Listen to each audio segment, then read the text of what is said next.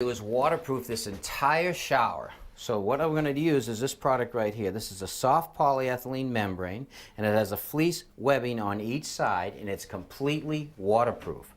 Now what I want to do first is I want to wet the cement board, so I'm going to take a sponge and some water and wipe the wall down.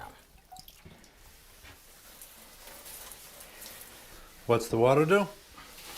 The water will keep the adhesive from drying out. Okay. We can work with it longer. Okay, now what I have here is a dry set mortar that I mixed it kind of loose because I want it to go on the wall nice and thin.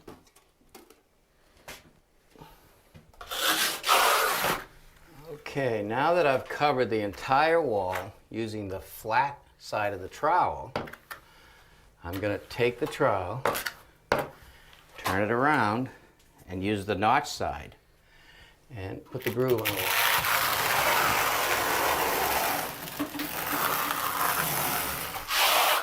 Okay, now we're ready for the membrane.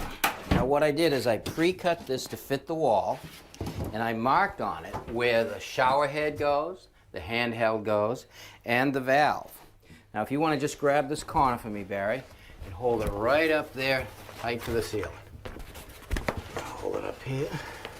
Just lay it right on top of that. Let it come down nice and easy.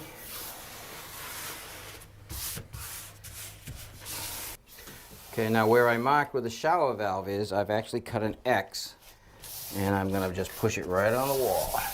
All right, now use a flat trowel. I'm going to take all the bubbles out. All right, we have the first wall done. You want to get started on that second wall, Barry? Absolutely. All right, wet it down.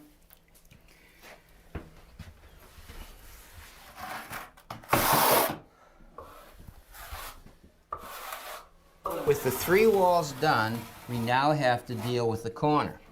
Now in the corner where the membrane meets, there's a gap. We now have to waterproof that gap. I put some adhesive in the corner. Now I'm going to take this membrane right here, bend it at a 90-degree angle, and lay it in my wet adhesive.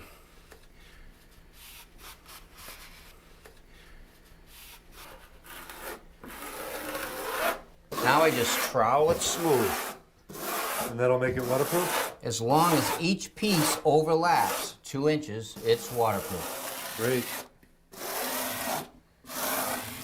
All right, Diane, you ready to tackle the floor? Yes.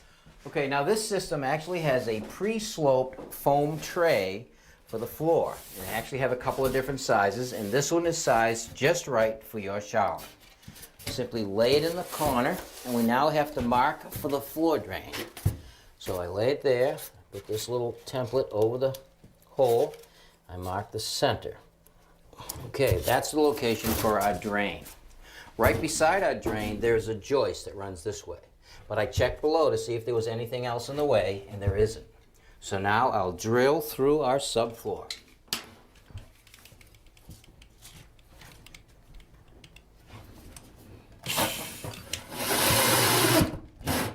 Okay, good. Floor's all wiped down. Now we're ready to apply the adhesive. It's the same adhesive that we used on the wall, but I mixed it up thicker, and we're going to use a bigger notched trowel.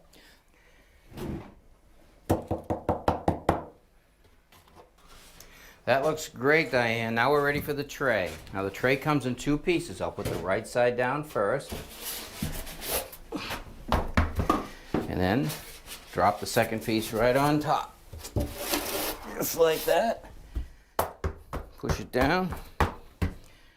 Work it in, back and forth, and do a little jig. So they go together just like puzzle pieces? Just like a puzzle. Next thing we have to do is we have to start on the inside corners, making those watertight. And what we have here is a pre-formed piece that unfolds and fits right in the corner, just like that. Oh, that's great. I'll work that right into the wet adhesive.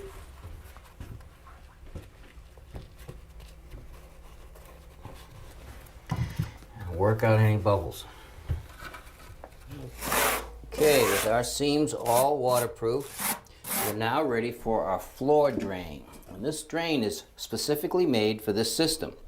It actually sets in the hole like that. Now I have to take it out and set it in a wet bed of adhesive.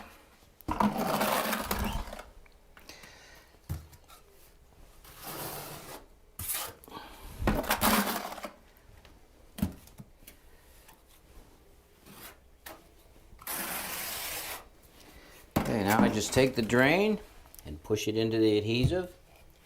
It all comes oozing out. Now, will that adhesive change the slope of the tray? No, because the high points of the V-notch trowel actually follow the contour of the tray.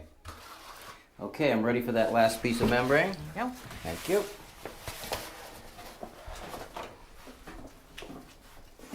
Okay, one more piece to the system, which is this foam curb. And this will go in the same way the tray went in.